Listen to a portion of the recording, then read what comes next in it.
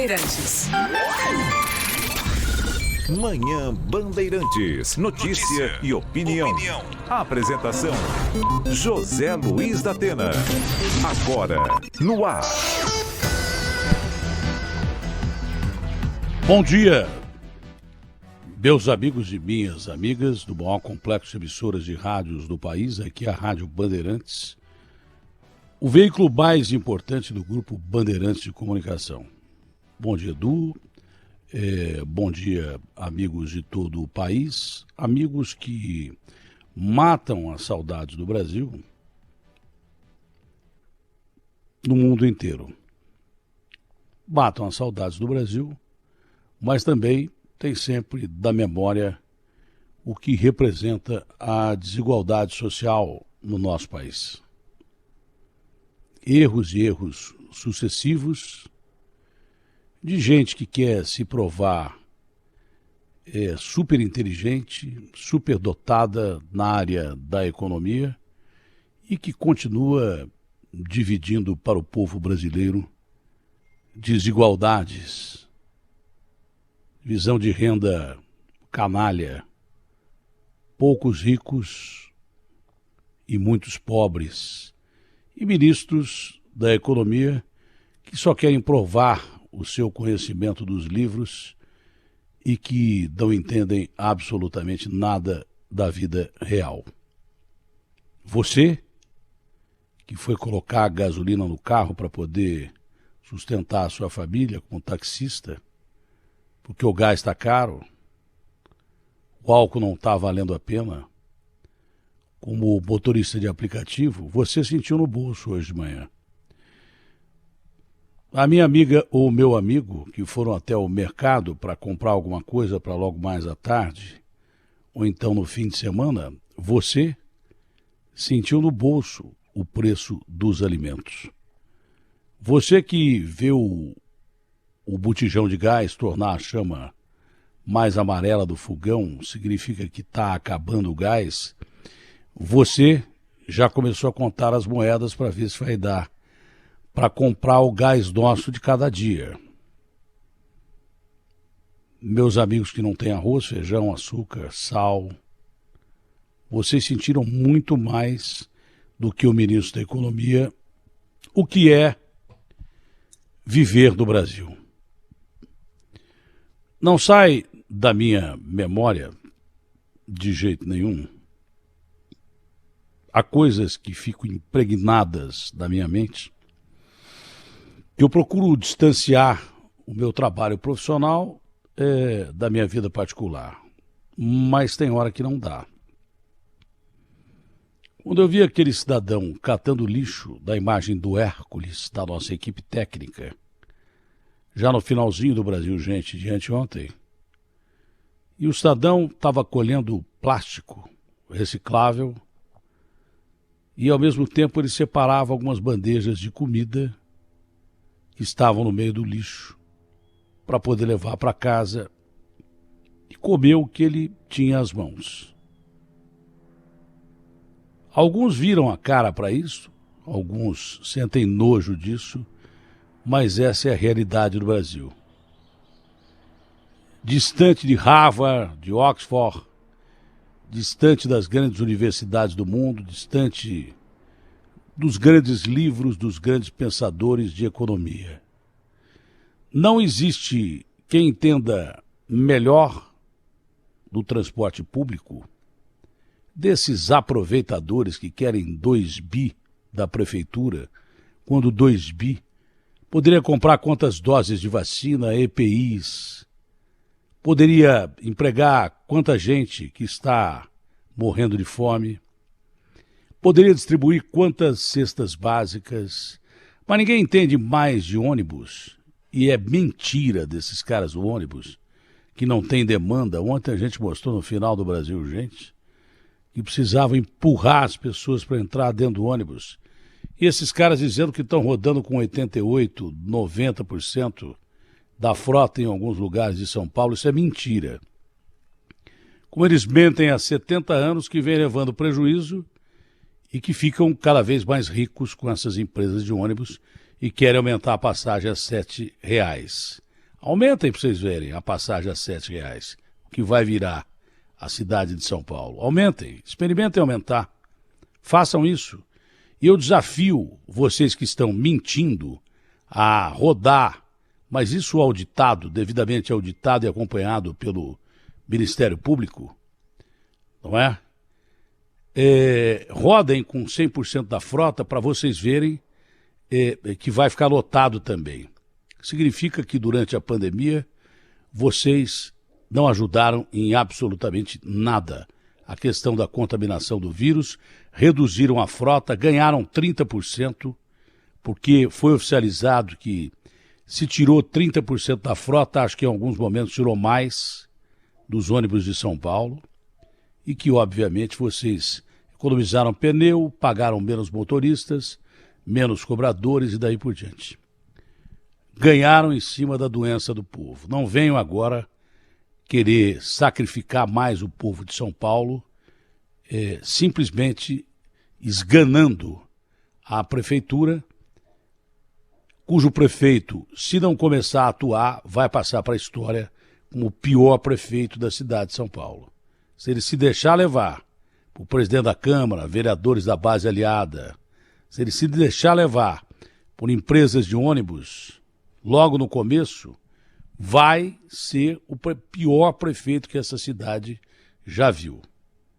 Ele que assuma a função dele, tem tempo dele fazer história e se tornar independente, tem tempo. Aviso aos navegantes, sempre há oportunidade de pegar o navio, só não pega quem não quer. Mas continuando o raciocínio da desigualdade, o governador de São Paulo começa a divulgar PIB de 7% contra os 3,7% do PIB do Paulo Guedes e daí por diante.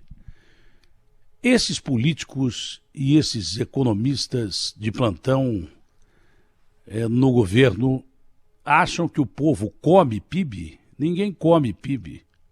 Senão não ia revirar lixo para levar comida para casa. Senão não ia na reportagem do Josino pagar em alguns locais do centro de São Paulo um prato feito que pula de 17 para R$30 em alguns casos. Em bairros aumentou menos, mas aumentou. Deve ter diminuído a qualidade. A carne não é a mesma, o arroz é bem menos, o feijão é bem menos, a batata é bem menos. Deve, porque o cara não consegue fazer mágica. Só na cabeça do Paulo Guedes o cara faz mágica. Então, se o povo não consegue comer prato feito, como numa reportagem que eu li hoje no UOL, o cara tá levando mingau para comer. Quem não tem comida leva mingau para tentar colocar algum grude dentro da barriga. Ou leva a marmita, que é mais barata, mas é menos nutritiva.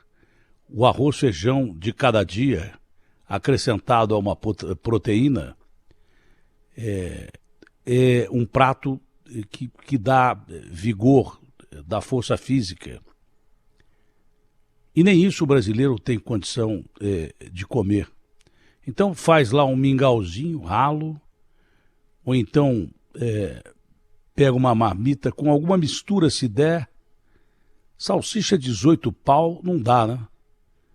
O que você vai botar ali dentro? Sei lá, um pé de frango, alguma coisa parecida e mais barata para levar a marmita de casa. Ninguém entende mais de economia do que você que está me ouvindo. Eu desafio um debate aberto do Paulo Guedes, que se acha gênio, do Dória, que está vangloriando-se do PIB aqui de São Paulo, com qualquer cidadão brasileiro a discutir sobre qualquer assunto de cidade do país. Sentem com um cara da periferia, sentem com um verdadeiro cidadão brasileiro, você, Paulo Guedes, você, governador João Dória, e discuta economia com esse cara. Discuta transporte coletivo com esse cara. Discuta a vida real com essas pessoas, homens e mulheres que movimentam o país. mas movimentam o país às custas de sangue, suor e lágrimas das suas famílias, de geladeiras vazias, de filhos que choram e da falta de esperança, da falta de perspectiva. E eu repito aquela pergunta de sempre: e esses caras que estão aí fizeram o Brasil que está aí? Esses mesmos políticos que vêm fazendo do Brasil o Brasil, eles vêm construindo com algum sucesso e 1 bilhão de fracassos a sua miséria, a sua falta de perspectiva. O seu olhar perdido no final da tarde e falar: pô, eu só tenho aqui R$30 para levar para casa, vou fazer o quê? Se na minha família tem 5 pessoas. Poxa, hoje não deu para fazer nem 10. E amanhã, como é que eu vou encher o tanque do carro? O caminhoneiro, nosso querido irmão caminhoneiro, desesperado aí para conseguir vacina do Porto de Santos, esse com medo sempre de perder o emprego por causa do aumento absurdo do óleo diesel, que o Bolsonaro diz que ia acabar com isso, tirando os impostos lá em Brasília. Continua aumentando tudo.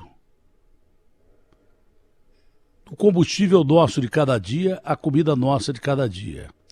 Até o ovo tá caro para o cara botar na marmitinha dele. Até o ovo. Então, quem entende de povo nesse país, tirando alguns bons políticos, e restam alguns bons políticos e são poucos, porque a maioria ou entra no jogo ou simplesmente é colocado fora dele. Vira um pária. Olha, aquele cara é honesto e vai atrapalhar o nosso esquema. Cuidado com ele. Enquanto essa filosofia não mudar e o povo brasileiro não tiver representantes à altura dele, povo brasileiro digno, honesto, trabalhador, que balança nos ônibus e trens, 2 ou 3 ou 4 até, para chegar no seu destino, 2 horas para chegar no seu destino, acordando às 2 ou 3 da manhã e voltando para casa às 10 exaurido, mal tomando um banho, comendo o que tem, se jogando na cama para começar tudo de novo no dia seguinte. E você acha que esses caras dos palácios, aqueles são designados pelo voto seu, você acha que nos passeios que esses caras dão nos fins de semana, torrando ao sol, ou andando de moto, você acha mesmo que esses caras estão pensando em vocês? De verdade? Cá entre nós numa conversa aqui, bem tranquila numa sexta-feira. Você acha mesmo que esses caras que têm auxílio gasolina, que aumentam o valor do plano de saúde deles em 167%, e ao mesmo tempo que permite ao lobby dos convênios aumentar a prestação do seu plano de saúde de um jeito que você não tem condição de pagar. Nem se você trabalhar um ano inteiro, dá para pagar um mês de prestação. E eles fazem lobby e se beneficiam do lobby, tem um plano de saúde 167% melhor do que era antes. Vocês acham mesmo que esses caras que têm passagem paga, tem comida a hora que quer, tem auxílio moradia, você acha mesmo, de verdade, que esses caras estão preocupados com você? A não ser no momento em que você vai lá colocar o dedão na urna e votar com muita esperança num cara que nunca vai devolver as promessas que ele sempre fez para você. Escute o que eu digo, hein? Quem promete muito, cumpre pouco ou quase nada. São poucos os que agem sem prometer. E nós não precisamos de promessa, nós precisamos de ação. Quanto à palavra do senhor presidente da República de não usar máscara, isso é de uma autêntica bobagem que não tem cabimento, não tem base científica em lugar nenhum do mundo. Se esse ministro da Saúde decretar portaria a respeito disso, já perde totalmente o meu respeito, que por enquanto merece. Porque é um absurdo, as nossas vacinas protegem de 50% a 65%. Não passa disso, principalmente em primeira dose. Se protegem isso, a máscara é a sua única barreira. Mesmo com a segunda dose, se você não usar máscara, quantos casos de reinfecção pelo coronavírus você já ouviu falar? Fora isso, as variantes que estão surgindo no mundo inteiro, que nem as vacinas que nós temos são suficientes, as melhores. Pfizer, Moderna, nem essas mais avançadas e que protegem contra algumas variantes.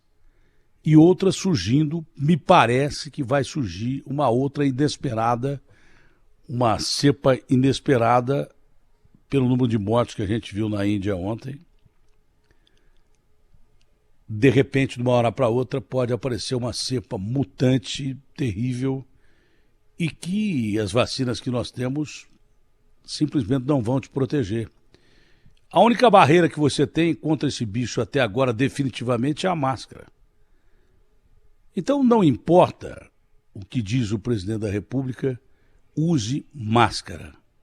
Não tire a máscara da cara. Pelo amor de Deus. Não tire a máscara da cara. Pelo amor de Deus. Deu para entender? Porque quem se preocupa com o seu é você. Não são esses caras que você botou em palácio ou coisa parecida. Tome cuidado. O Chile, que tem um programa de vacinação muito bom, fala em lockdown mais uma vez. Terrível, não? E no estado da ciência e da tecnologia, simplesmente a gente teve o maior número de mortos do Brasil, o maior número de casos do Brasil, e o nosso governador foi tomar sol no hotel do Rio de Janeiro, que também não tem vacina, e gente circulando para todo lado. E dessa vez nem pediu desculpas. Quando foi a Miami, pediu. Então, falando sério, se nesse nível de preocupação esses caras não estão nem aí para você, você acha que o Brasil vai mudar com esses caras mesmo? De verdade? Sério?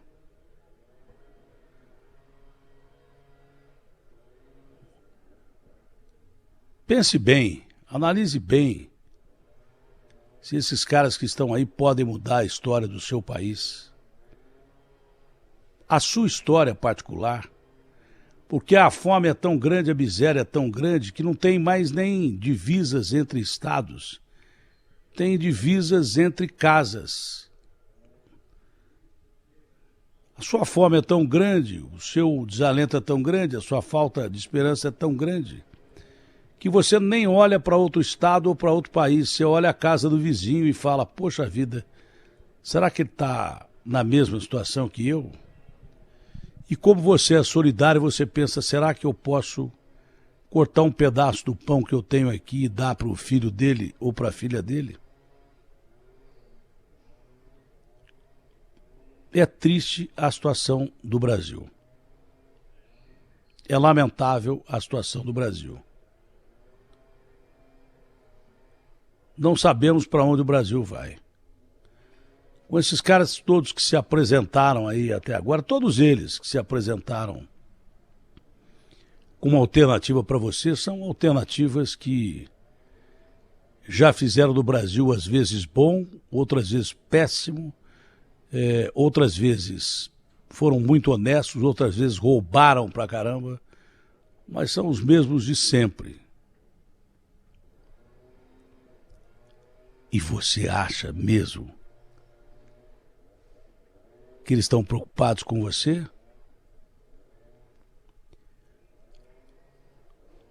Quantos dessa sexta-feira poderiam estar arrumando os seus carros, já pagos, ou então com pouca prestação para pagar, botar a sogra, as crianças, o cachorro, a mulher dentro do carro e sair para algum lugar para se divertir? Nem isso a gente pode fazer mais, por causa da pandemia e por falta de dinheiro.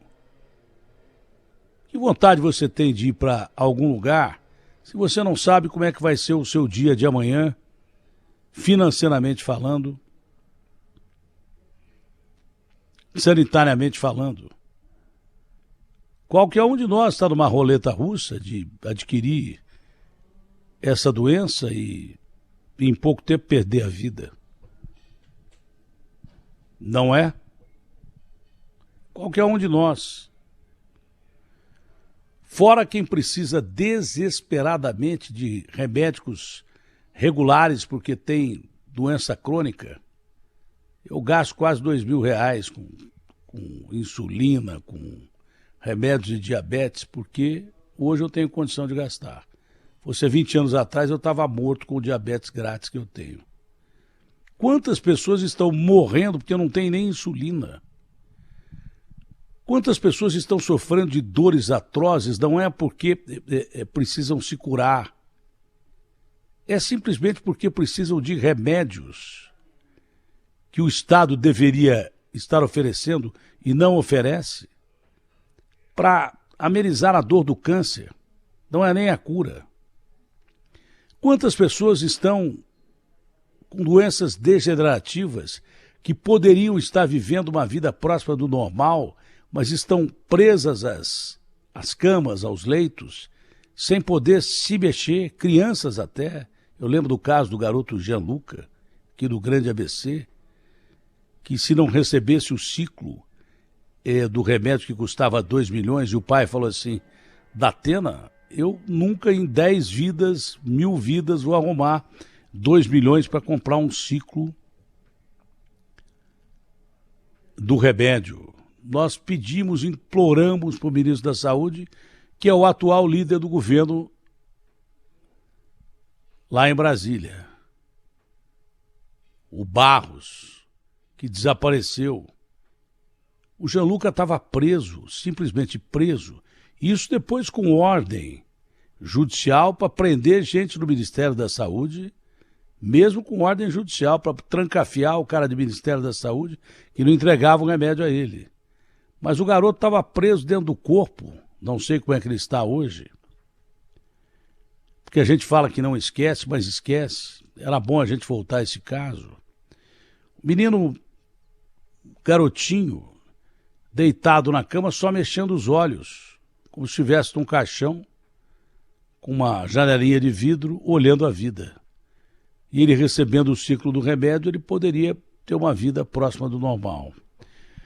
Quantas pessoas estão vivendo essa situação hoje que só falam em coronavírus e você esquece das doenças crônicas que existem por aí e que as pessoas estão abandonadas? Outro dia fizeram um absurdo, a canalice mesmo, a grande canalice, de cortar a luz de um asilo, onde havia pessoas que dependiam de oxigênio. Quando não, como é que você pode cortar a luz, a energia elétrica de um asilo onde tem os velhinhos lá que têm extremas necessidades?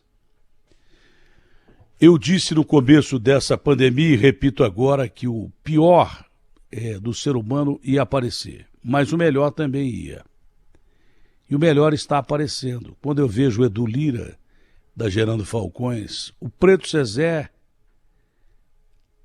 o Celcinho, o Marcivan, da Central Única de Favelas, quando eu vejo o Alcione e a Carol do Amigos do Bem, quando eu vejo milhões de pessoas no mundo inteiro, desde bilionários a quem não tem quase nada, ninguém é tão pobre que não pode ajudar, nem rico que não pode ser ajudado. Quando eu vejo essas pessoas do bem, eu ainda tenho esperança. É uma pena que entre o bem e o mal haja uma série de aproveitadores, tenha uma série de aproveitadores que se beneficiam da pandemia para tentar sair do outro lado com alguma vantagem. Isso é o princípio básico da humanidade. Ajudar o próximo, independente de quem seja o próximo e do que pensa o próximo. Isso é princípio da democracia. Isso é princípio do amor. Nós precisamos ter esperança, amor e acreditar que o bem ainda é maioria. E abrir bem a nossa visão para de verdade pensar com clareza em quem pensa em você. RB fechada com você. Opinião. O que é certo é